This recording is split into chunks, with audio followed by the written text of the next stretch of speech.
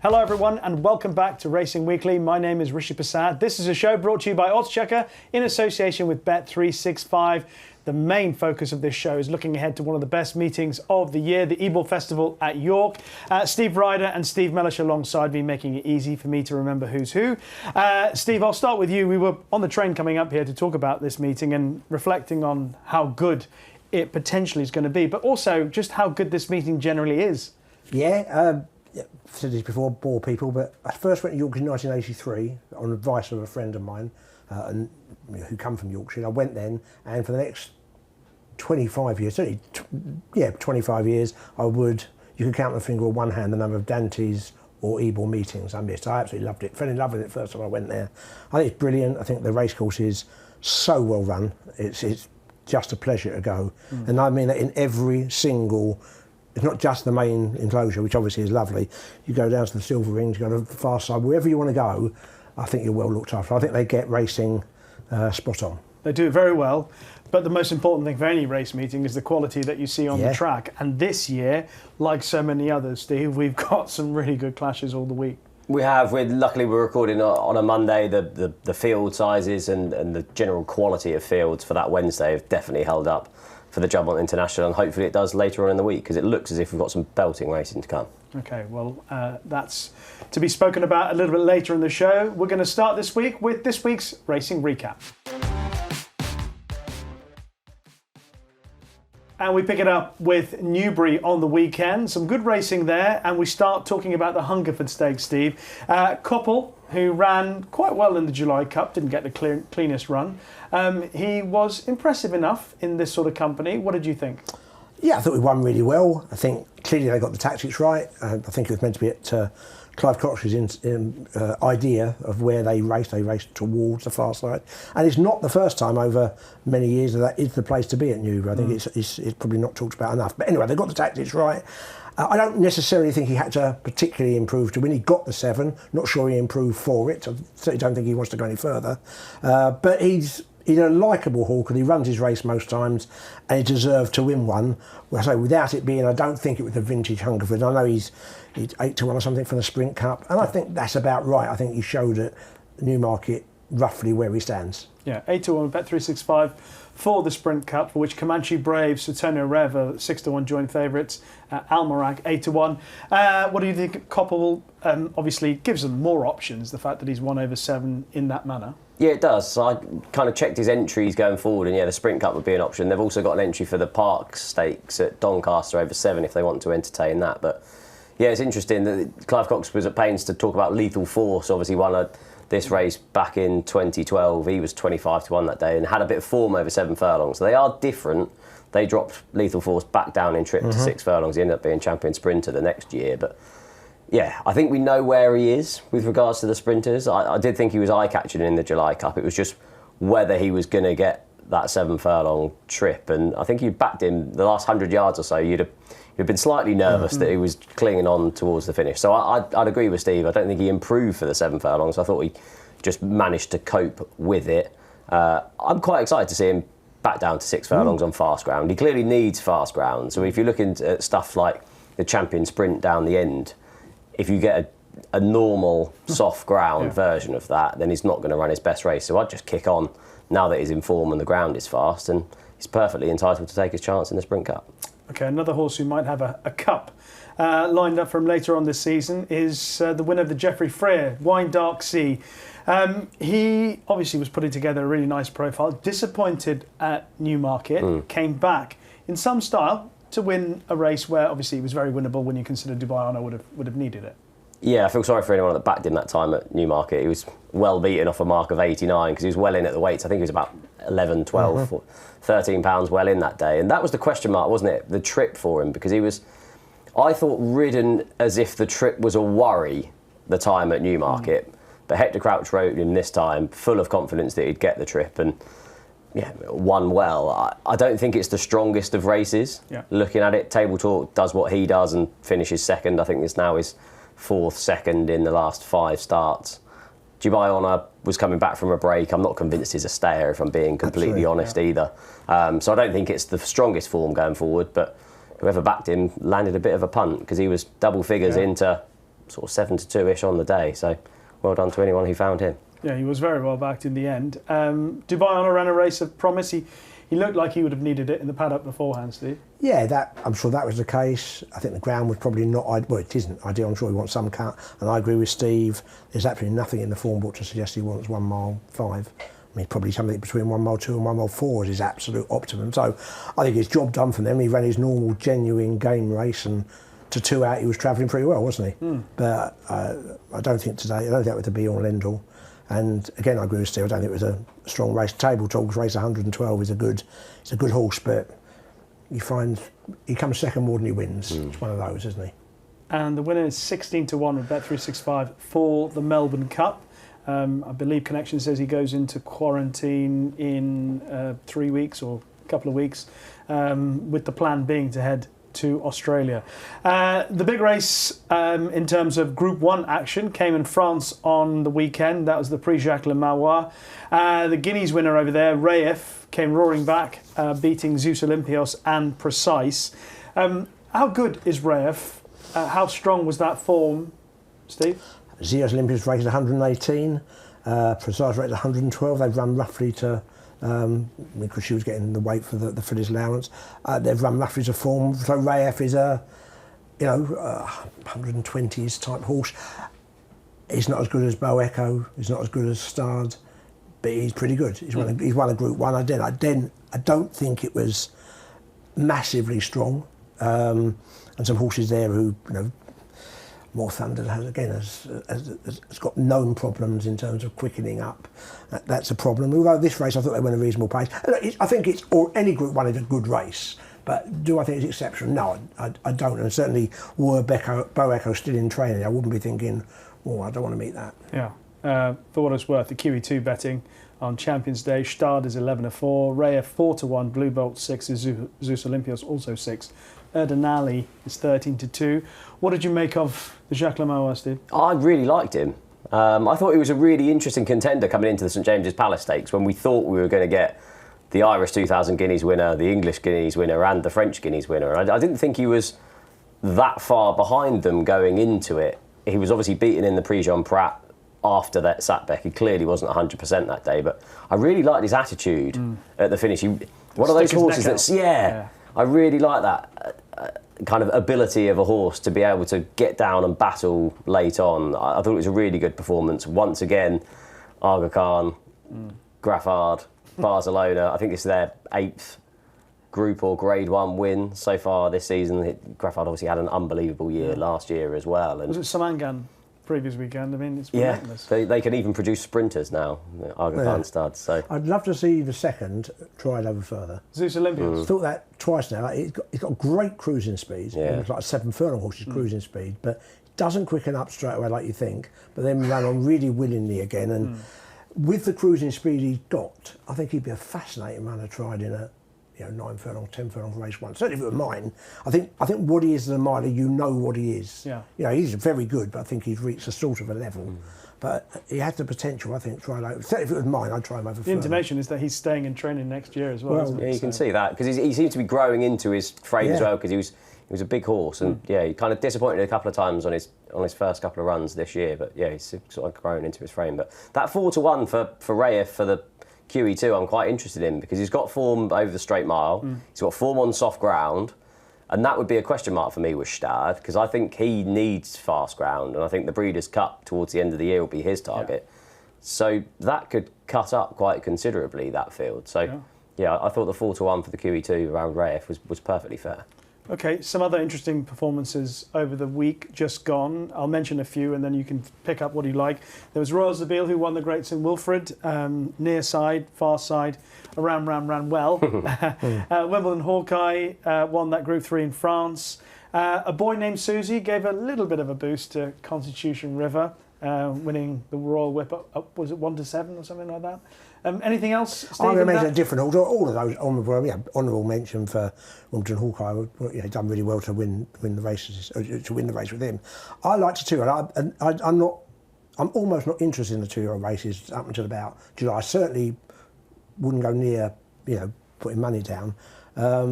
And I was very, very impressed with Bin Jawar on Saturday. 3 runners, 1 to 3. I mean, in a sense, it's obvious, but I love the way he travelled through the race, just the way he went about things.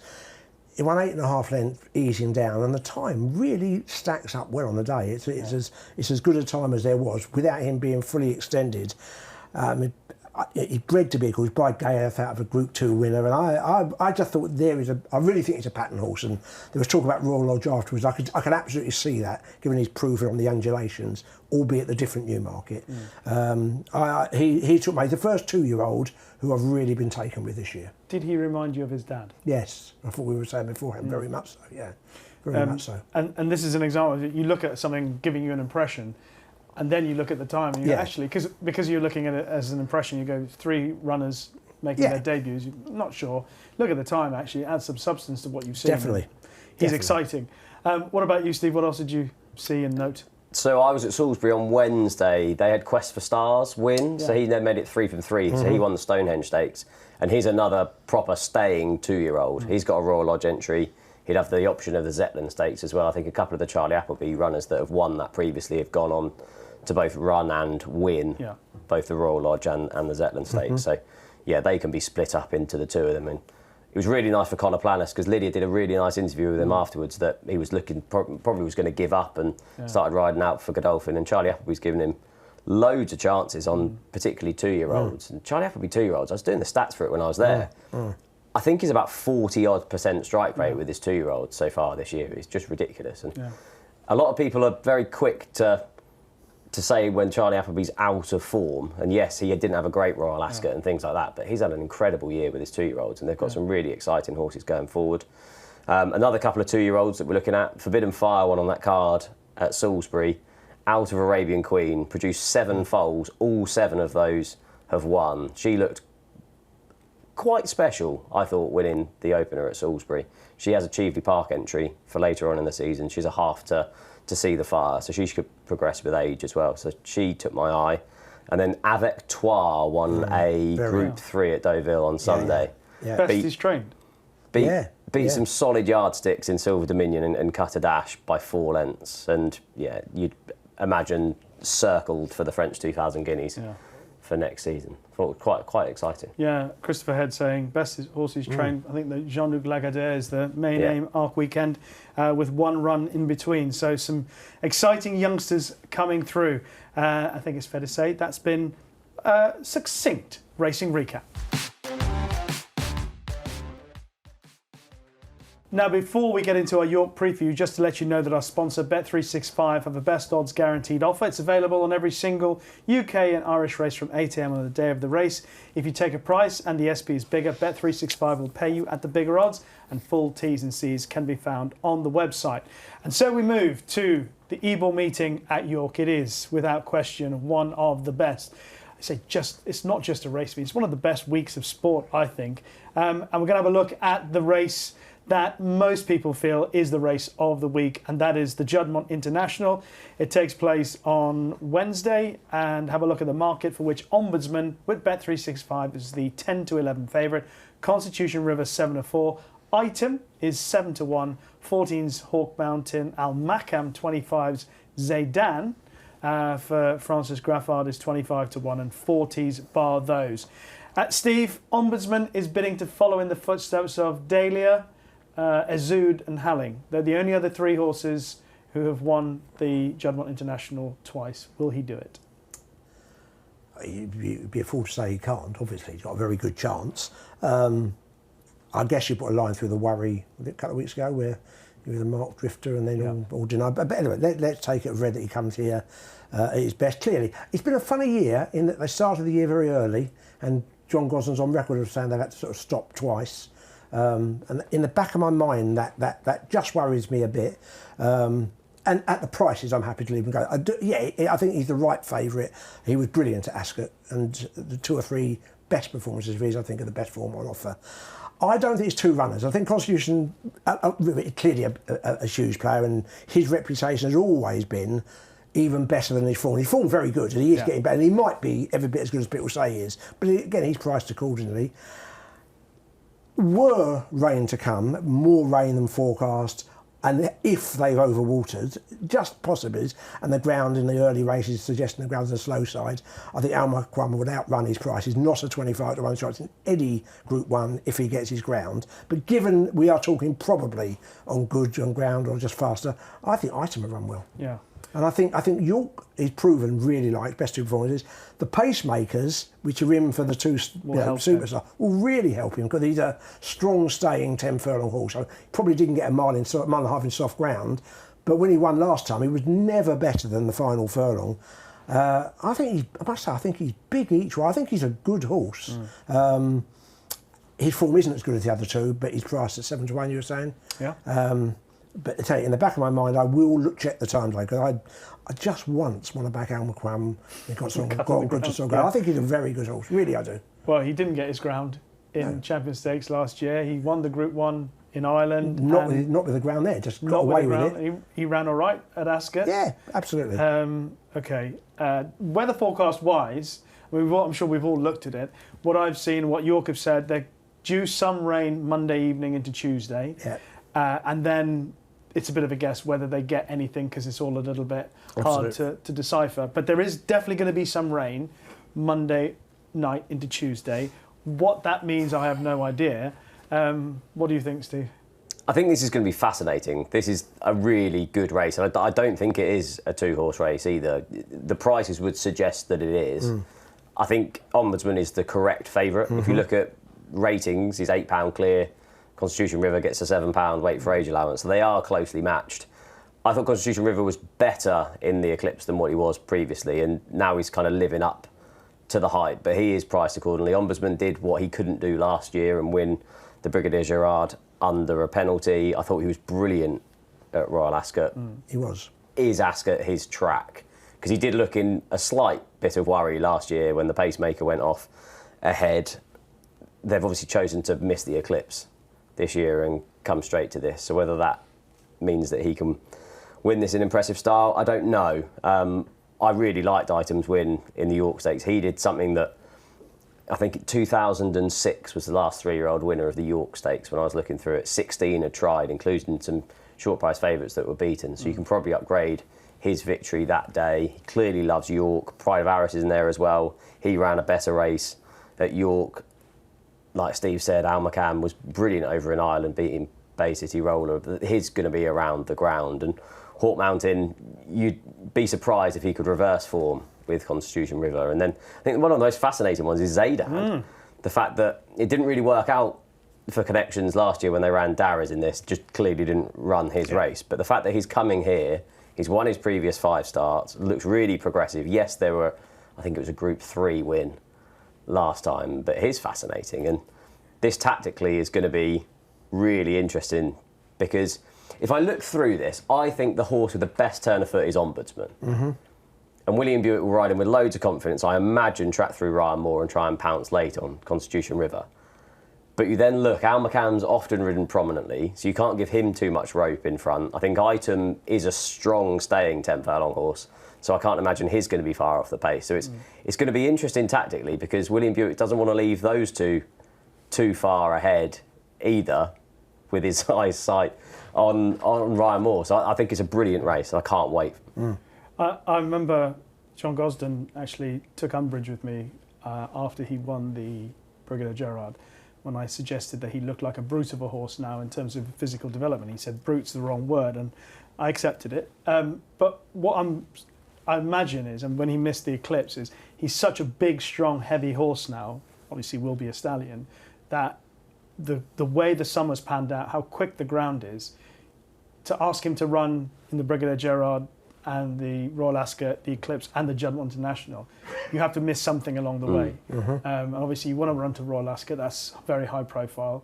Eclipse would have been the lowest, I think, on the list of getting him to the Juddmonte International will also be high profile. I think that's why he missed the Eclipse, because he's so heavy topped. Going too much on fast ground for a horse like that now might be an issue.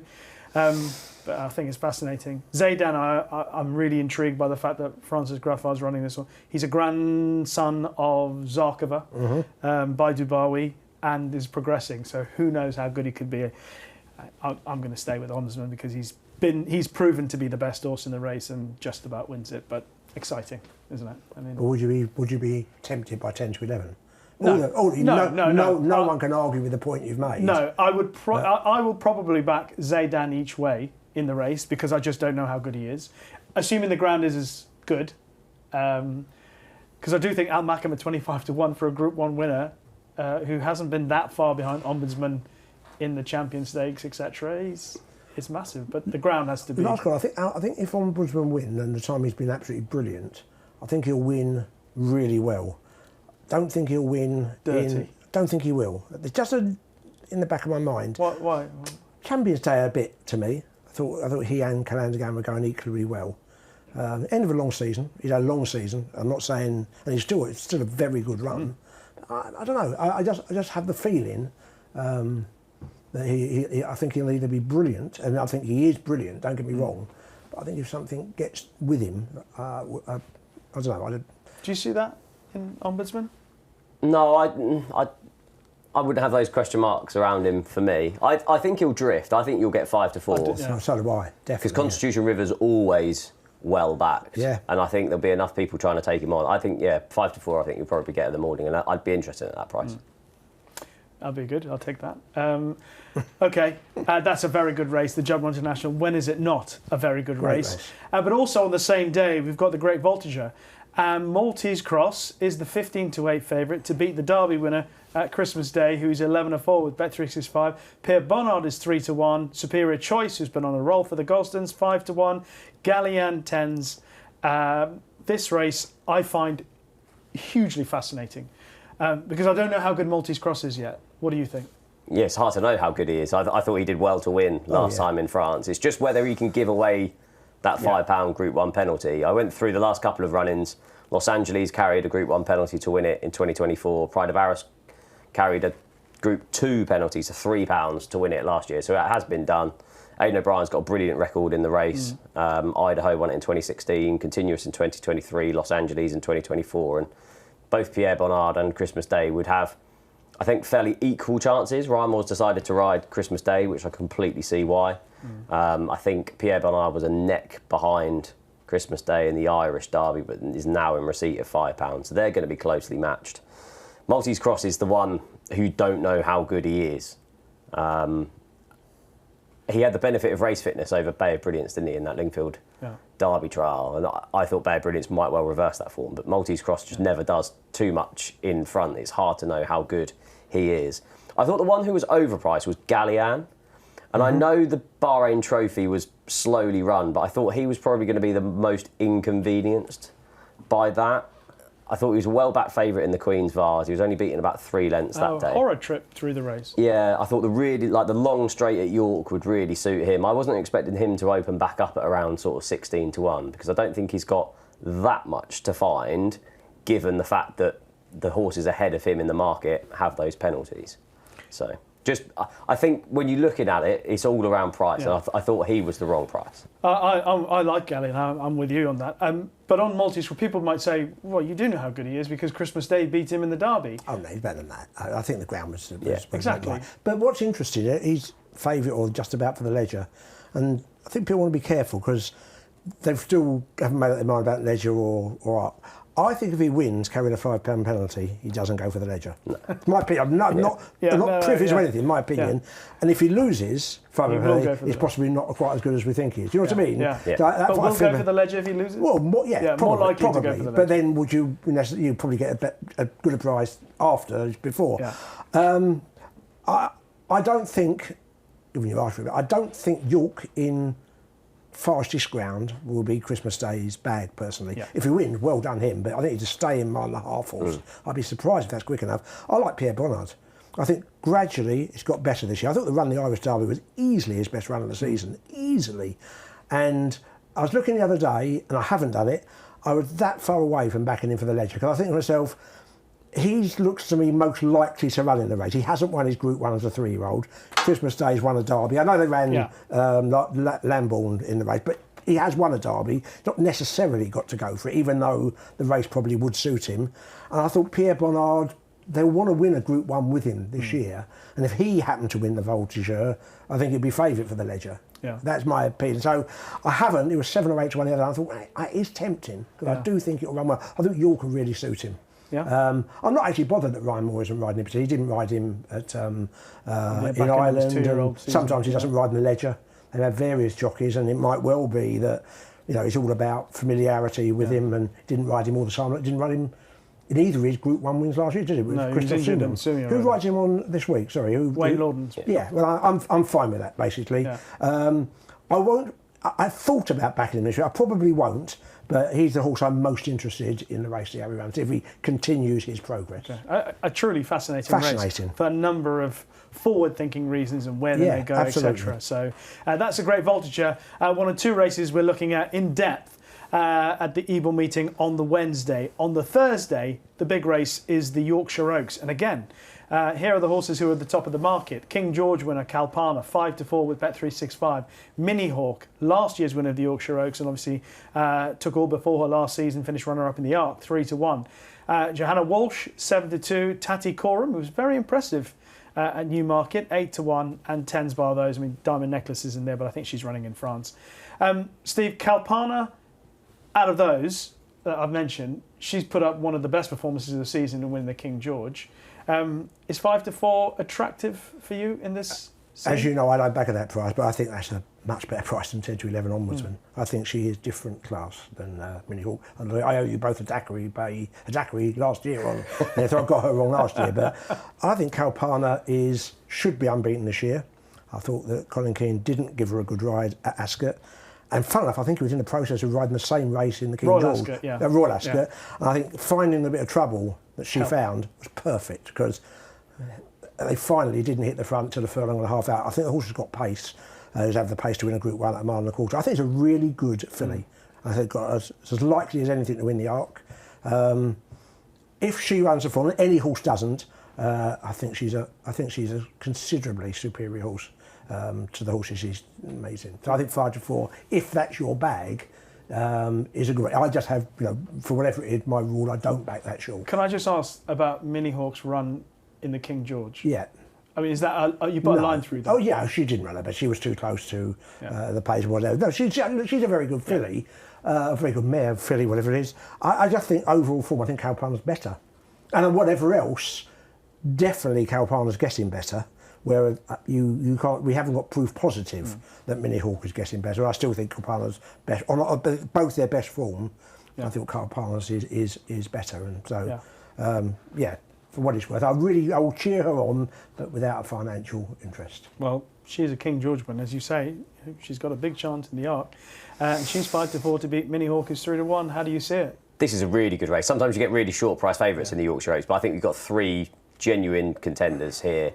The one negative I'd have about Kalpana is the fact that her best races are always at Ascot, in my head. Agree? I thought she was really great time that day, despite Colin Keane's best effort to be at the front, 3 out, and all making a seasonal reappearance. That was a brilliant performance. Yeah, I just in the back of my head, that would be my one question mark. She's never ran at York, and York can sometimes be a bit of a quirky track to be back in at those sort of odds. I mean, it's a tried and tested route going from King George to the Yorkshire Oaks as well, and Ebor won it a couple of times, didn't she? Did that double. I was disappointed with Mini Hawk in the King George, and if Lambourne hadn't finished as close as he did in 4th, having been upsides her for that race, I think you could give her a genuine excuse, but she just seems quite inconsistent this year, because she was workmanlike on her reappearance, poor on her next start in the Tats Gold Cup, was then right back to form at Royal Ascot, and then was poor again last time. So yeah, just with that profile, I'd happily take her on. Saying that, Aidan O'Brien has a brilliant record in the race. I think he's won the last 5 of the last 6. But looking at trends, like 10 of the previous 12 winners were age 3, and they get a big weight allowance here. They get more than what they do in the Juddmonte International. They get £9 from their elders in here, where they only get £7 in the Juddmonte International. I really like Johanna Walsh. I thought she's really progressive. Yeah, for her to do what she's done, having only won a Leopardstown Maiden in May, I thought has been really impressive. I thought she probably should have won the Ribblesdale. At Royal Ascot, I was really impressed with her last time in the Irish Oaks. And just in receipt of weight from the elders, I thought at the prices, I thought she was probably the bet. You can still get each way 3 places. I'd happily back her each way rather than taking the short price around Kalpana. 7-2, Johanna Walsh.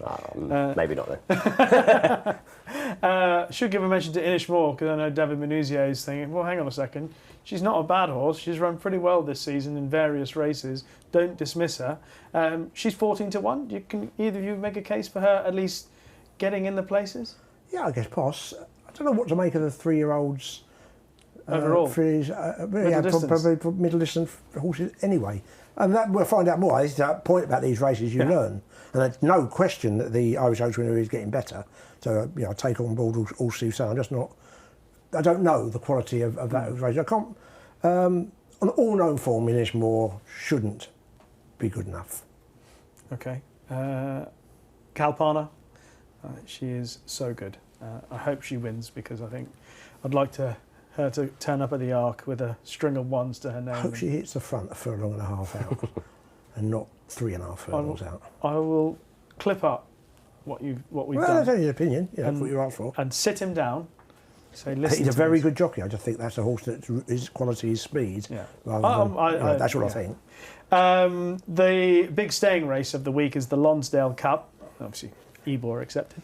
And obviously, Trawlerman was retired on the weekend. He had been targeted at the race. With things as they are now, it is Caballo de Mar who's the 5-2 favourite with Bet365. Amalok 3-1. Lambourne's in there 13-2. Karma's 7-1. Al Nair 8s.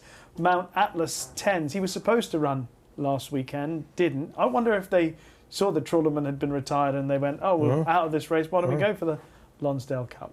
Yeah, I can see that. I think this is an open renewal. I looked at this race wanting to take Caballo de Mar on, to be honest. He's got a Group 1 penalty from that win in France. And, I mean, he walked over the line in the Gold Cup at Ascot, didn't he? Like, I know he went toe-to-toe with Trawlerman and Scandinavian week and late on, but he ran like a horse who needed a break after that, in my opinion.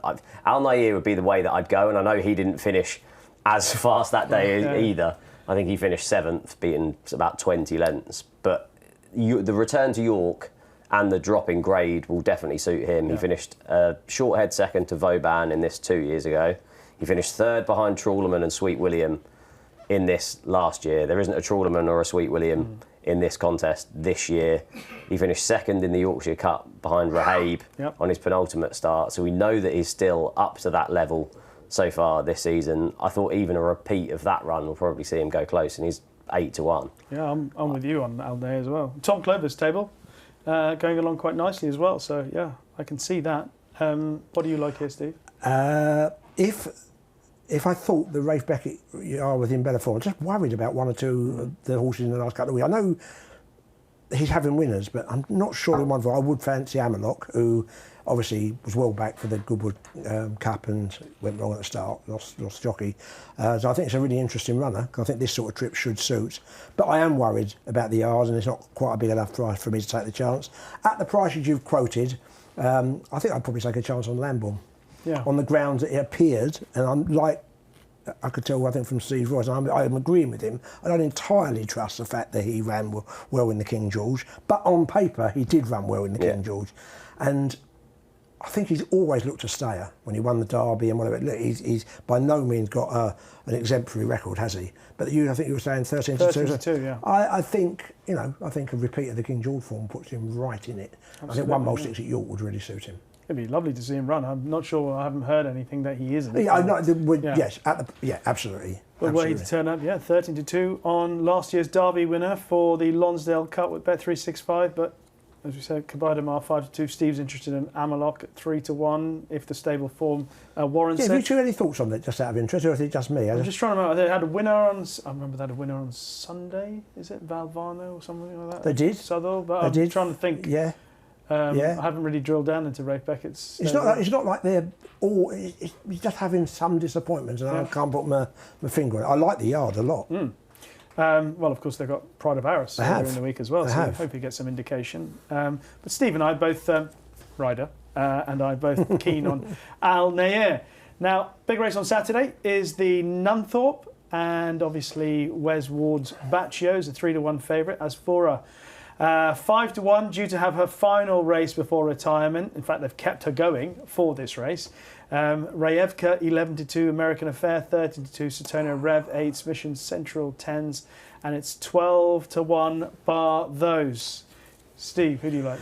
I like Bacchio. I think the sprinters have been much for matchless in all the other races. Therefore, ran better last time without being, I don't think, anywhere near back to the best of last year. But it's been a great, been a really, really good horse, but not sure. It's a completely different grade than Bacchio won last time out, but I just thought the speed he showed at Ascot, I would have thought 5 furlongs at York. I can sort of see him breaking out in front. Certainly if he runs like Ascot, I think he'll lead or whatever's in the race. And they just might not get to him. That's my feeling. I sort of hope they're happy for it because sprinters aren't my favourite genre.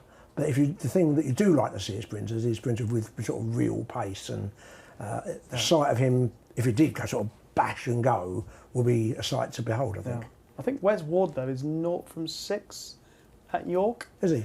But then, all these records are meant to be broken at some point. What do you like? I'm swinging at one at a big price, so hopefully Rafe Beckett has won the Lonsdale Cup. Yeah. I thought Starlust was massively overpriced at 50-1. Yeah. Wow. I like York form. York's quirky, it shouldn't be, but it is. Horses that run at York and run well at York often run well at York again. Starlust obviously has come back. He went and covered 100 mares and has come back in training with Rafe Beckett. He was well supported on his return, not beaten far at Carlisle, disappointed at Royal Ascot, and then was much better at York last time. He was only beaten half a length in 4th that day behind the likes of Red Orange and JM Jungle. He was fitted with a first-time visor that day. Hopefully that stays on. But then if you look at his York form figures, 2, 1, 1, 3, 4. And the third was when beaten a length by Bradsell in this race a couple of years ago. I'm hoping that when the draw comes out, he's drawn near Bacchio, so he gets a nice lead into the race. I just thought at 50s he was a wild price. Yeah, well, I mean, if someone had said to you when he was at the height of his power, they'd be 50-1 for this race, they'd be jumping in at that price. I'm not quite as glamorous an outsider, but I do like cover-up for this race. As Steve has already mentioned, the sprinters, when you say it's not your favourite genre, I suppose it's because it's also jumbled up and it's quite a messy scene. And Bacchio might well be the best of them. We don't know, but he's got to find a bit more. Cover-up has run a couple of times this season in the UK. He was unlucky under James McDonald in the King Charles at Ascot with a cleaner run. I think he would have got placed, but he had to be snatched up in the last 50 to 100 yards. Then he went to Ireland. Again, he didn't get the cleanest runs, but got out in enough time to be able to get some clear sailing, and he beat Partisan Hero and Jacajaro pretty comfortably. I think this kind of rate, I mean, considering how well he's done at Meydan, I think this sort of track and this sort of flying 5 furlongs will really suit him. William Buick is on board. He's won 10 times in his career. William Buick has ridden him to win 6 of those starts. I thought a 14-1, he doesn't have to find a great deal to be close. He may not be good enough to put his head in front and win it, but I think he won't be far away with a clean run. He will need a bit of luck in running. So that's a look at the Nunthorpe. I don't think there's anything other than with Steve's 50-1. There's nothing else that you want to go outside of that with. The City of York on Saturday is the last of the Group 1s on the Knavesmire this coming week. A notable speech is the 11-4 favourite with Bet365. Lake Forest 9-2, Zavatiri 11-2, 10 Bob Tony 8-1, Satonia Rev 9s, True Love 10s, and 14-1 bar those. Steve, where would you like to start here? Yeah. Don't feel strongly about it. Well, no, again, we talked about it on the way up. It's just not the most consistent. I think 7 furlongs at York will be absolutely fine for notable speech. He ran in the July Cup last year. I think he should have gone quite close. Just the race panned out a bit away from him, and it was an odd sort of race. But I don't think he lacks pace, is what I'm saying. I think he had enough pace that day, and I think I prefer him of the market leaders. But it's just his overall profile is not as consistent as you'd like from an absolutely top class horse. When he's good, he's very, very good. And he'd be the way I went, because I think the race should suit him. I think he's the best horse in the race. I know, you've got representation there, Rish, and you'll have a different opinion, but I think he's the most likely. I've got the same opinion on Notable Speech. I mean, if you took Ascot out of his profile, he's got a wonderful, right? You could probably say, the July Cup, maybe the run in the Lockinge last year, slightly below his best. But other than that, it's a really consistent. But Ascot has been a blight for him for whatever reason. And as we discussed it, I think he is the one to beat. On his best, he's the best in the race.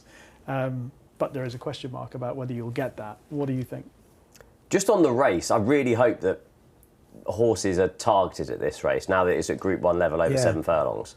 Like, I'd have loved to have seen Bo Echo drop down to 7 furlongs in this. When you get a champion miler, often the call is to try and go up to 10 furlongs to try to make them stayers. But I'm just hoping in years to come, obviously it's not going to happen with Bo Echo now, but it wouldn't be against. You always hear these good horses like Kingman and things. Oh, they won a July Cup. Well, you've got the opportunity to be able to drop back down and win a Group 1 over 7 furlongs. So that's just an aside point. I found this quite tricky. I thought Lake Forest was probably the likely winner if he was to go. I know it's quite a quick turnaround from his couple of runs at Goodwood, but I just like him over 7 furlongs. It's a bit of a specialist trip because you need to be able to ride your race, but you also need to be able to have enough pace to be there. I thought he was slightly unlucky to finish second in the race last year behind Never So Brave. He'd won his other previous 2 starts over the 7 furlong trip, so I thought he was fairly solid.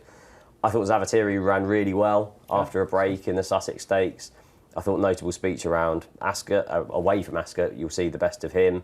Sotono Rev is interesting up in trip to 7 furlongs if they're going to go for this. And at the same time, I thought True Love was interesting going down in trip to 7. So I think it's a really good race. But for me, I just thought Lake Forest was probably the most solid. Okay. I'm encouraged to hear you say that because, of course, Rogue Diplomat was right on top of Lake Forest in the Lennox. And you're looking at the prices. Rogue Diplomat is 14-1 with Bet365. Obviously, Lake Forest 9-2. And in another couple of strides would have been right on top of Lake Forest. I know Lake Forest is a very good horse, so I don't take anything away from him. But that sort of, the fact that he's 9-2 for this race is one of the reasons I encourage the Rogues team to run Rogue Diplomat in the race, and I don't think he'll disappoint. I think he'll run well. But Notable Speech is the standout horse, and to pick a winner, he'd be the one that I'd go with. But obviously, I'll be cheering on our fella at the 14-1. He's improved with every start. He's versatile. I know your point about track, but he's won at Newmarket, Doncaster, Ascot, second at Goodwood. He can handle everything, and if they go a good pace, he'll finish. If they get a bit of rain as well through the week, that will suit him down to the ground. Look at the Ebor as well. Again, trying to find all the horses that are going to run in this is hard, but at the moment with Bet365, Tariance is the 8-1 favourite.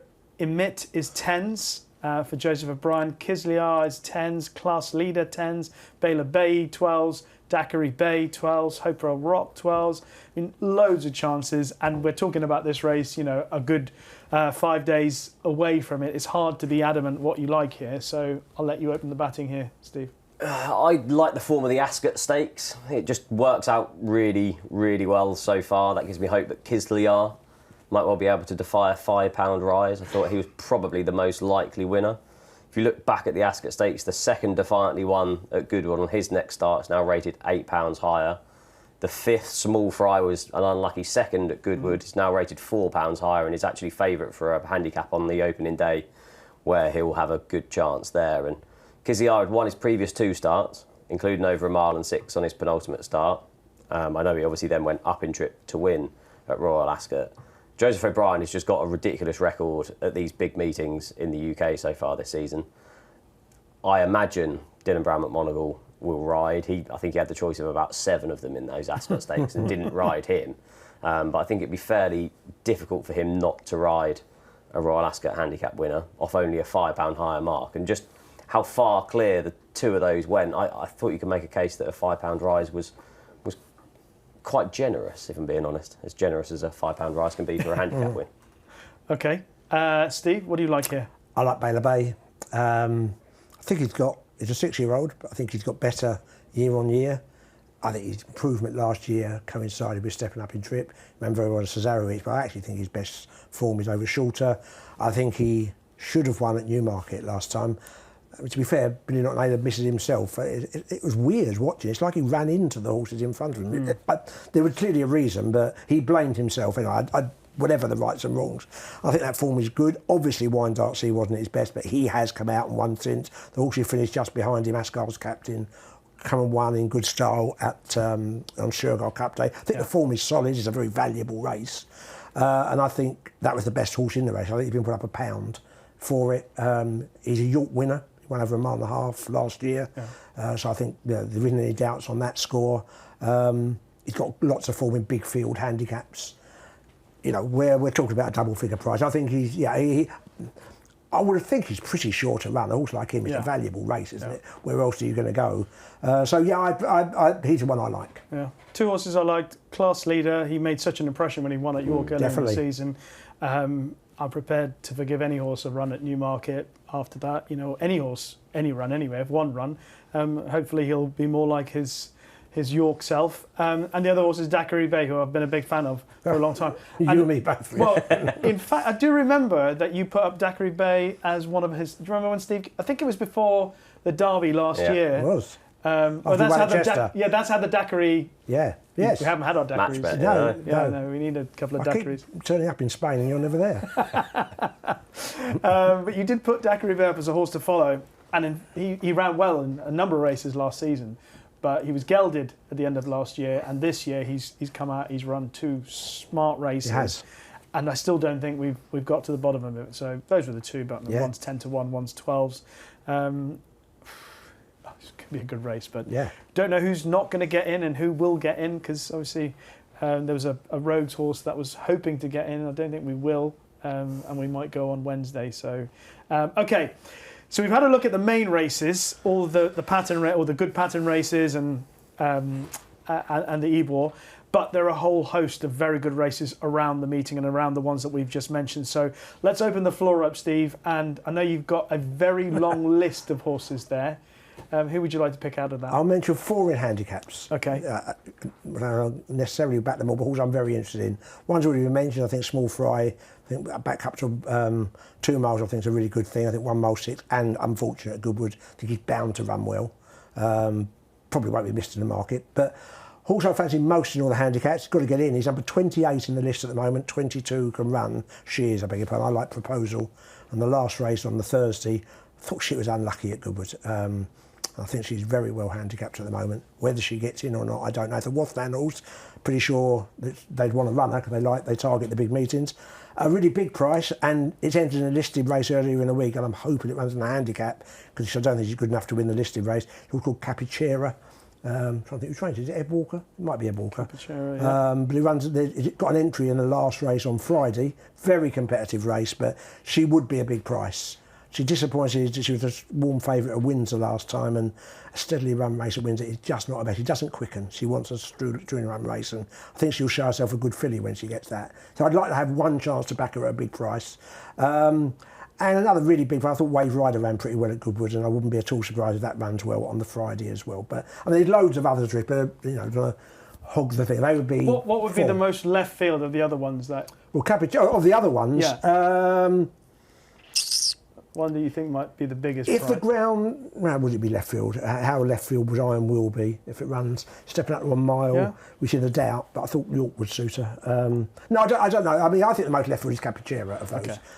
And also it's a genuine opinion. If she ran in that race, I would back her. Yeah. That's what I mean. Okay, so just to recap, Small Fry, currently 130 for that 2 mile handicap on Wednesday. Proposal on Thursday. Capuchero, who runs, it's the last race on Friday. Maybe. She might run the listed race, that's the trouble, on Thursday. She might run the listed race. Wave Rider and Iron Will. Some of the horses that Steve's looking forward to. That's Steve Mellish. My pen's ready and it's now going to make a list for Steve Riders. I've got 3, 2 in handicaps. One of them is in the same race as Small Fry, and it's Valedictory. I just had in my head that I wanted to back him if they switched the cheap pieces for blinkers. You two are really doing my head in. And they have. Kirshner's running in that race. Yeah. So I liked Valedictory for the Goodwood handicap, and he was off the bridle about the second furlong. And previously, he was 2 from 2 over a mile and 6. He was 2 from 2 in cheap pieces. And I just think he just needed a switch of headgear, because once William Buick had ridden him along for about a mile and 2 of the contest, he actually stayed on quite well over a mile and 6 that day. So I thought the combination between the switch of headgear to blinkers and the step up in trip to 2 miles would suit him. And I wasn't expecting him to open at 6-1 for that race. So I thought Valedictory is probably overpriced based on that. In the 3 o'clock at York on Thursday, I like Point Linus. He's 16-1. I've mentioned it a few times in this. I like York form. And he has brilliant York form. He's off a massive rating once again. He was rated 109 following his second to Holloway Boy in that listed race at Pontefract. He runs in here off 108, but he can run really well off top weight in these York handicaps. If you look at his York form, he's had 3 seconds, a win and a close 4th this season, which came off a mark of 109. He actually finished second in this race in 2023 behind Ropey Guest. I wasn't expecting him to be 16-1. And then slightly left field, in the gym crack on Friday, Aidan O'Brien still has Marco Polo entered. This is the full brother to Sabre Strike. He was weak in the market, 14-1, ridden by Ronan Whelan on his debut at the Curragh last week. I think it'll only be a 2-week turnaround if they were going to go straight for the gym crack.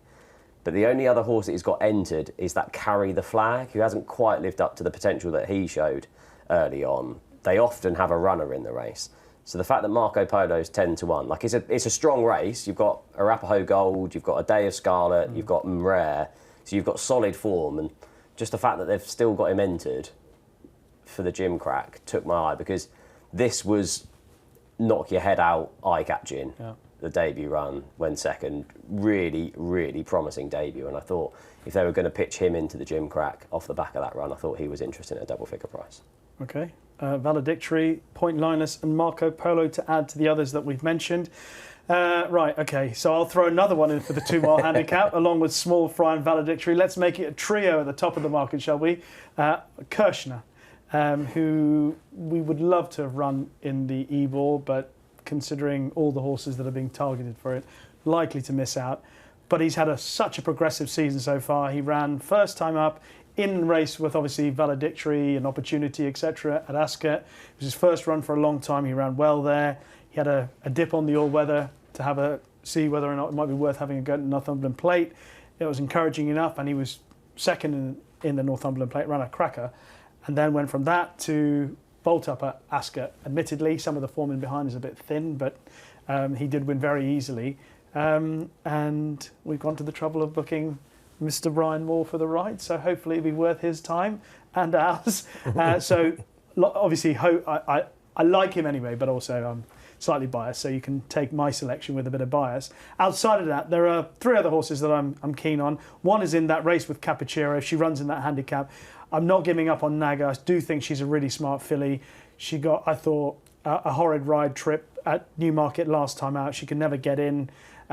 She got produced on the out, so they went slow. Brielle ended up winning the race, and I put a line through that. It was also over, I think, a distance further than her best. I think she's a 1.25 mile filly, and she drops back to a 1.25 mile for the first time in 3 starts. So I'm keen on her still. The 2 2-year-olds that I'm also keen on. One is Star of State in the Lowther, taking on Libertango. You look back at her very first run, where she was second to Levenka, who I think might also be coming for the race. She was very green, caught in a bit of a pocket, had to be held up, pulled back, switched out wide, and was finishing hand over fist on top of Levenka at the line. So I think, and then you watch her second run where she absolutely bolted up. Few unraced horses in behind, so question marks about the validity of the winning distance in terms of the strength of it, but she's clearly very smart. So Star of State in the Lowther. And in the Acomb, I know there are probably more fancied horses in the race, but Charlie Appleby's got a horse in here called Nabati, and I've watched him run 3 times. He's won 2 of the 3 starts. But what I've noticed about him is that in all his 3 runs, he's yet to change his legs when he's fully under pressure. So I don't think he either realises what he has to do, or he has been holding himself back from fully stretching out because of the ground. It's got to be one of those 2 things, because when he's asked to quicken up, he just runs faster with the same action that he's always produced. Whereas horses, when they dig in to find that bit more, they change their legs and they really stretch. He hasn't done that yet. Yet he won first time up at Yarmouth. He finished second to Arapaho Gold at Newbury. And then he won at Newmarket last time. He just got the better of Tawakkol. And I don't think we've really seen what he's fully capable of yet. So I'm hoping that he either gets a little bit of juice in the ground, or William Buick might be able to coerce him into changing his legs and doing it the right way, because I think he's got a lot of talent. So those are the other three for me: Nabati, Star of State, and Naga. And obviously I'm hoping that Kirshner and Rogue Diplomat also run really well in what's a big week for us at a slightly lower level, although competing at a higher level this week. Okay. I think that's it. We've covered all the racing. Anything else to be mentioned, or we're done? No, it sounds good. Okay, so very shortly we'll get into our best bets of the weekend. But before that, just to let you know about Bet365's position payout offer. Go to any horse race that offers the position payout market. Each selection will display a return for finishing first, second, third, fourth, and so on. Place your bet, and the higher your selection finishes, the higher your payout, and T's and C's apply. So it's time for our best bets of the weekend, obviously focusing on the Ebor meeting. Steve Mellish is opening the batting. I was thinking about proposal, but it may not get in. I don't want to do that. So I'll go for my Ebor selection. I think Baylor Bay will run well in the Ebor. I think he's got loads of things going for him. It's a double figure price. And just the case I made earlier, I think he ran really well at Newmarket last time. I think he's a better horse since he's been stepped up in trip. Ian Williams got a great record in stay-in type races, and I think he's bound to run well, basically. Baylor Bay in the Ebor for Steve, 12 to 1 as we currently speak on the market at Bet365. Steve? Just at the prices, I'll be with Valedictory in that handicap on the Wednesday. Brutal. I think he's rock solid each way at the 6 to 1. Just, the combination of the step up in trip and blinkers going on, I'd be surprised if he's out of the 3. You want to take Kirshner on as well, don't you? Yeah, definitely. You want to take Steve, I can see it. You don't want to take Kirshner. He feels like he has to because of you. I'm going to go for cover up in the Nunthorpe as my best bet of the week. I don't think he'll be far away. I don't think he's got that much to fight, and he's 14 to 1 with Bet365 in the Nunthorpe on Friday. He has run 2 very good races this season. He was unlucky in the King Charles at Royal Ascot, didn't get a clear run, particularly at the end of that race. And then when he went to Ireland, he won nicely, but again, he didn't get the cleanest runs, but he's got a good turn of foot for a 5 furlong sprinter. The track will suit him. William Buick has ridden into 6 of his 10 wins. And if he gets clear sailing, I think that at 14 to 1, he won't be far away. So it's cover up for me in the Nunthorpe at 14 to 1. Valedictory for Steve Ryder in the 2 mile handicap on Wednesday. And Steve Mellish is going for Baylor Bay in the Ebor at 12 to 1. So that's it. That's a look at the Ebor meeting. Just thinking back to some of my favourite memories on the racecourse would have come at the Ebor. One of my favourite Juddmonte International, and it's not the best one. It's not a See the Stars or a Frankel. But do you remember when Rodrigo, the Triano, beat All at Sea and Seattle Ryman? Yeah. That was just all the good horses were lining up for that. Yeah. And it does attract the good horses. That's the thing about this meeting. What would be one of the ones that... Big race, really. I won't indulge in a Comanche run beating Oso Sharp. Well, that's probably my best. But I love, same race, I love when Triptych, I always loved. It was always... Yeah. She was a really great mare, loads of Group 1. Other than the top horses, she used to be really reliable in the races, and particularly when she got given the grounds. I remember going up there and it was absolutely torrential, and buying an umbrella on the way to walking in, thinking this is great for Triptych. And Steve Cawthon rode her, in fact, and she won in terrific style. So that would be a really pleasant memory. The Iron Lady, she was a great racehorse. Your favourite Ebor meeting memory? So I was a bit of a Frankel fanboy, so the first time at York was when I went up to watch it. There's just that camera angle that there is of just Frankel cruising in down the outside and Sir Nicholas Abbey and Farr just coming under the pump, and he's just poetry in motion. Something else, It was just that camera angle of that race is just incredible. One of the greatest sights in racing ever, isn't it? One of the all-time great performances. Yeah. I mean, I couldn't name many better, could you? Well, no, and I'm not sure we'll get anything quite at that level, but Ombudsman, Constitution River, Yeah. pretty good. Well, that's it for this week. Thank you to both of you. Thank you for joining us for this episode of Racing Weekly, brought to you by oddschecker in association with Bet365. As always, if you like what you've heard or watched in this or any of our previous episodes, then please leave us a kind review on Apple Podcasts or in the comment section on YouTube. Steve will be back next week with Lydia Hislop and Katie Margison to look back at all the racing from York and look ahead to the Solaria Stakes at Sandown. Enjoy the Ebor meeting from the Racing Weekly team. Bye-bye.